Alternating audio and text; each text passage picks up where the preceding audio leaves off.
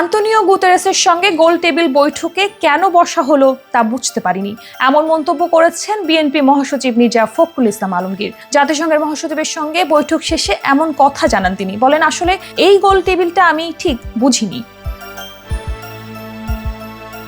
মির্জা ফখরুল বলেন, জাতিসংঘের উদ্যোগে একটা গোল টেবিল বৈঠক আহ্বান করা হয়েছিল। এখানে কয়েকটি রাজনৈতিক দলের নেতারা ছিলেন, সংস্কার কমিশনের প্রধানরা ছিলেন। মূলত এখানে যে সংস্কারের ব্যাপারগুলো যেগুলো নিয়ে কমিশনগুলো করা হয়েছে সেই সম্পর্কেই জাতিসংঘের মহাসচিবকে অবহিত করা হয়েছে। এতে বিএনপি তাদের আগের বক্তব্যই তুলে ধরেছে বলে উল্লেখ করেন তিনি। এ সময় তিনি আরো বলেন, আমরা একই কথাই বলছি, সংস্কার তো অবশ্যই করতে হবে, কিন্তু সংস্কারটা যত দ্রুত করা যায়।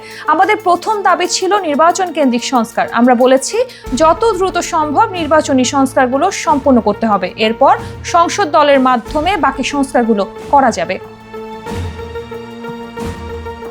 তবে মৌলিক সংস্কারের ভিত্তি সরকারের সময়ে তৈরি করতে হবে বলে উল্লেখ করেন এনসিপির আহ্বায়ক নাহিদ ইসলাম। জুলাই সনদে স্বাক্ষরের মাধ্যমে সকল রাজনৈতিক দল মিলে একটি ঐক্যমত পোষণ করতে হবে বলেও উল্লেখ করেন তিনি।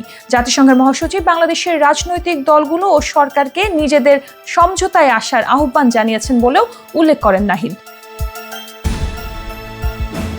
রাজনৈতিক দলগুলোর বক্তব্যের পরিপ্রেক্ষিতে জাতিসংঘ মহাসচিব তেমন কোনো মন্তব্য করেননি বলে উল্লেখ করেন মির্জা ফখরুল। বৈঠকে সংস্কারের বিষয়ে কোনো সময়সীমার কথা বলা হয়েছে কিনা এমন প্রশ্নে তিনি বলেন, এখানে টাইম ফ্রেম নিয়ে কথা বলার কোনো প্রয়োজন নাই, কারণ এটা তো আমাদের সম্পূর্ণ অভ্যন্তরীণ ব্যাপার।